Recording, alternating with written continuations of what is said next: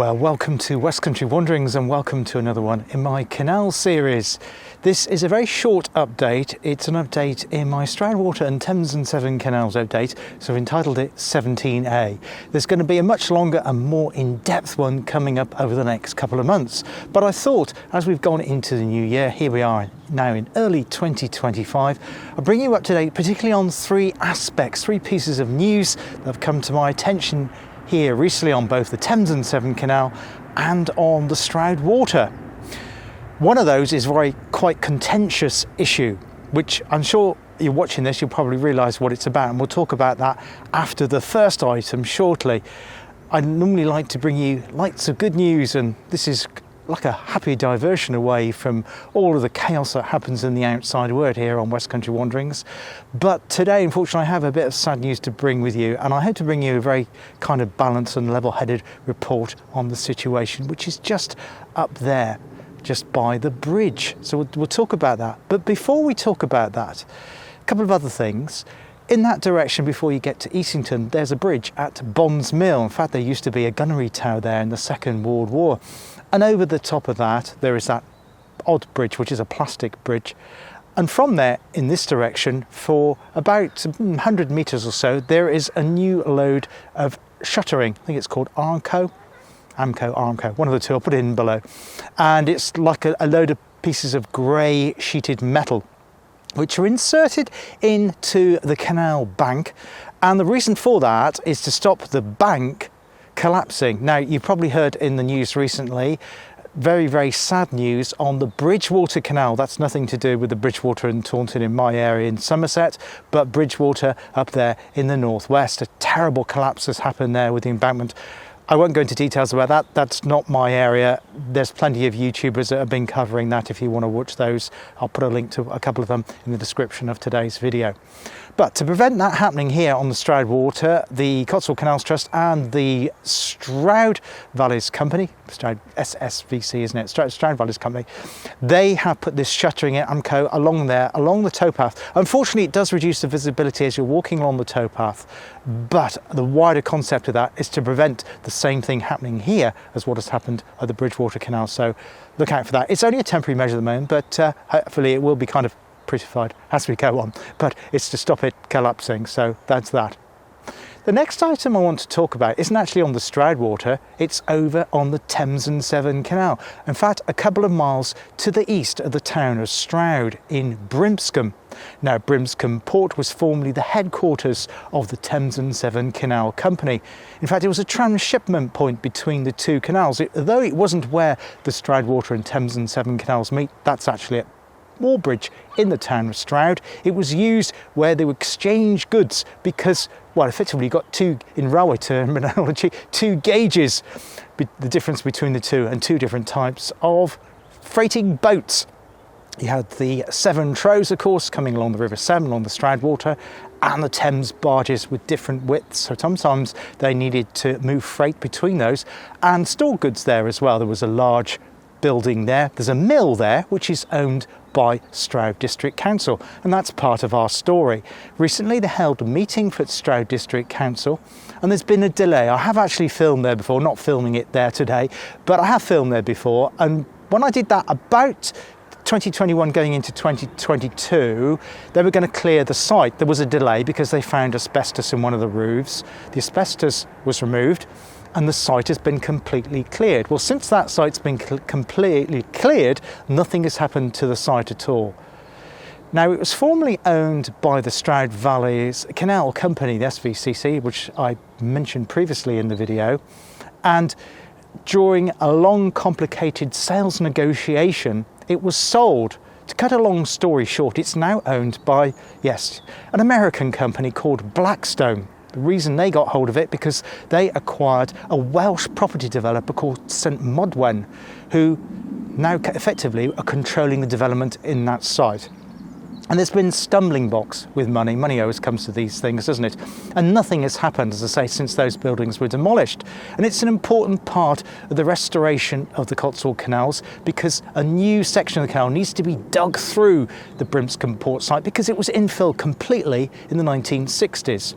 Now, the good news on that is that Stroud District Council have approved to put up some money, £630,000, I believe, added on to their 2 million plus money they've already committed to the project in previous years, as well as some match funding from central government as well. Hopefully that will get things moving. The only question mark I have about that is again to do with asbestos. Now, if you're not familiar with the history of these parts of the Stroud Valleys, there was a company, a notorious company called Fibercrete, who were based around the Brimscombe area. And they allowed people to take, inverted commas, hardcore from their site. They didn't want it, and people used it. In fact, people put it on their driveways. It's on lots of footpaths in the Stroud Valleys area. Indeed, Princess Anne, when she was moved into Gatcombe Park, I think that was a gift, a marriage gift from the Queen, she had to clear lots of lanes on Gatcombe Park because they were full, yes, not of hardcore, but of asbestos. And it's possible, I don't know for certain, it's possible that there is asbestos in the Brimscombe Port site. Not just in the buildings, which, as I say, they've been cleared now, but underneath in the concrete basis that was done in the late 50s and early 1960s when the canal's been infilled. Now, I don't know if a full site survey has been done with the asbestos on that site. I'm guessing it probably has, but it hasn't been made public.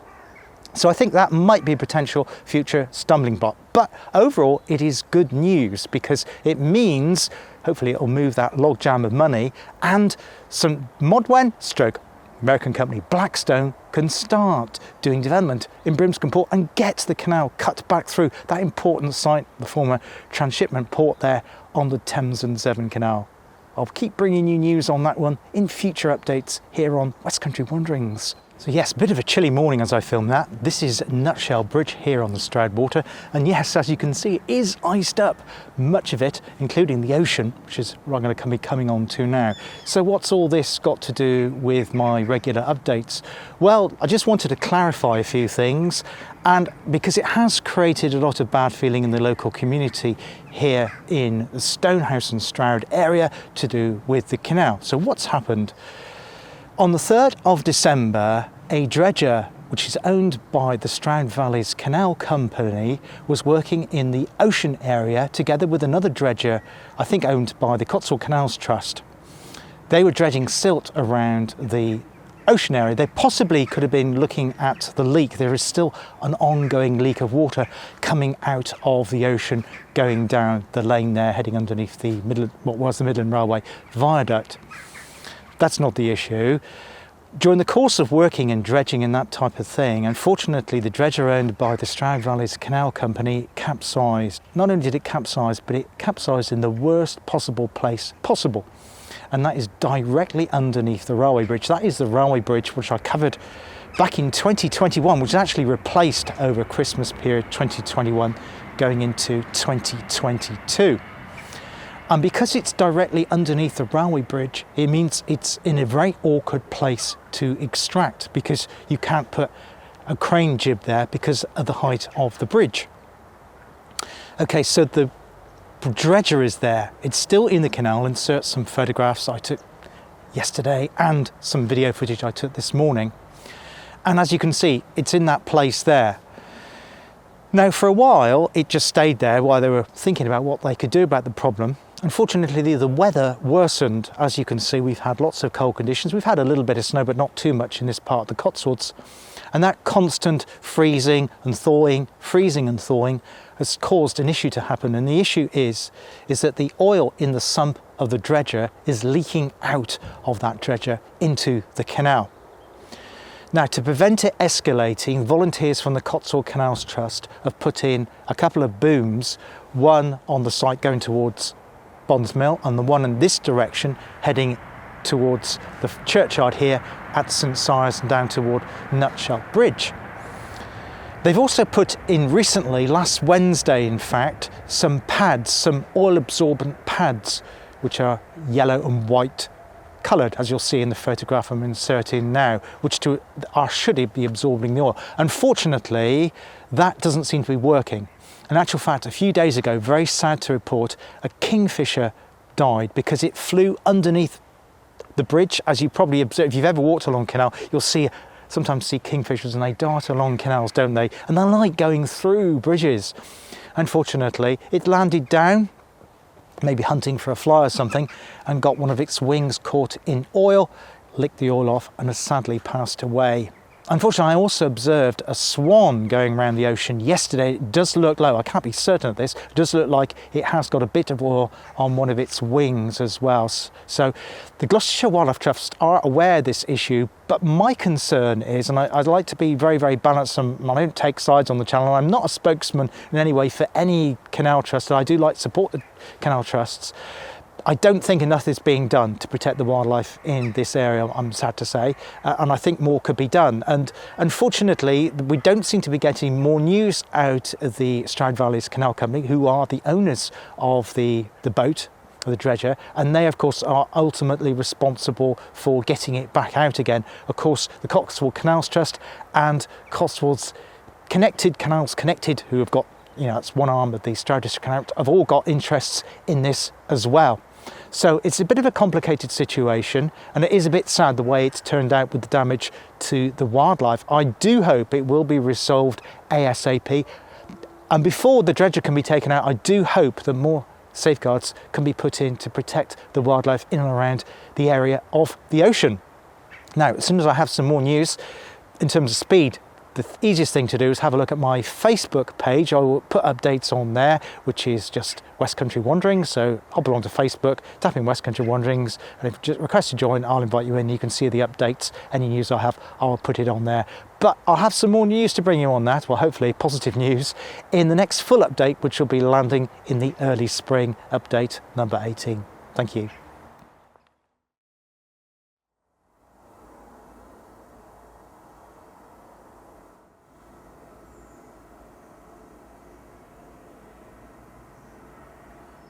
What I forgot to mention was that there's two other dredgers in the area. Well, one dredger called Loom, which is on the Easington side of the Ocean Railway Bridge, and Goliath, one of the CCT craft, and I'll put a photograph there. They're nothing to do with the incident itself, but they're there to, well, first of all, prevent any vessels going up and down the canal. Not they can get through today because of the ice, but going underneath the bridge to warn people of it, but also to help keep that boom in place. But unfortunately, I don't actually know the name of the boat of the dredger that's capsized itself. You can't see it from the water, but I'm not sure what it is. It's shorter than the Warp and Weft and Loom and all those, but it's a shorter craft. But unfortunately, I don't have a record of the name of it, but if you do, please drop a comment below. Now, some good news. In the recent, well, I think it was end of November's edition of the new Civil Engineering magazine. No, it's not something I tend to get from the newsagent regularly, but it was brought to my attention on X, funnily enough. I still use X, as I'm trying to use Blue Sky a bit more than X for reasons, well, you're probably aware, I don't want to go down that road. But I saw it on there and I dived into it. I think you have to get a full subscription to get the full article. But it's really interesting because it says that recently the Cotswold Canals Connected, which is that offshoot arm of Stroud District Council, that are looking to connect up the Stroudwater and Thames and Severn canals to the network at Sword Junction, have gone out for tender in terms of planning the missing mile. There's been a delay on it, as you're probably aware, because of the planning permission. Planning permission has now been granted for work to take place. Lots of things happening, and now there's access to Westfield stroke John Robinson Lock.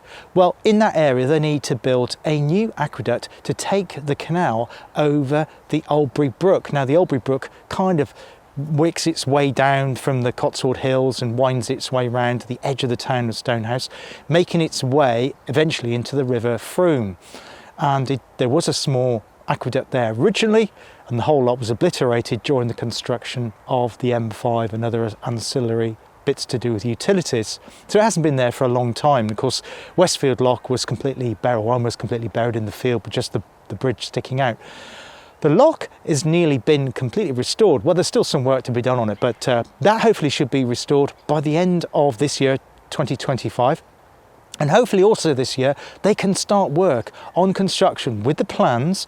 Now, the name of the company escapes me, but I did make a note of it, and they're called Rogers Leask. That's Leask. So they're a civil engineering design consultancy firm that are bringing up the plans, which I think by now will have been done, so they can go on to the team at the Cotswold Canals Trust to get that aqueduct built on the Stroudwater to connect that section up, and I'll obviously bring you further updates, and we'll probably film down there later on in the springtime as the development's happening. So yes, a bit of a mixed bag update, but I thought you'd want a complete picture of it, and I'll bring you more news in number 18. So this is a little 17A one to tide you over until we can do a full one in the springtime and it's a little bit warmer. But I'll also be bringing you another one in my Secrets of the Thames and Severn. That'll be coming up soon, which will be part 2 of the Severn Tunnel, and there'll be other things on the channel to do with canals, like looking for lost canals and other ones that I'm hoping to go over in Swindon to look at the developments on the Wilton Box as well soon. So that's it for today. Hope you enjoyed having those updates there. I know the middle bit was a bit not so great, but I will bring you developments on that as soon as I am aware of them. Thanks for watching. Take care of yourselves. Hope to see you soon. Bye for now.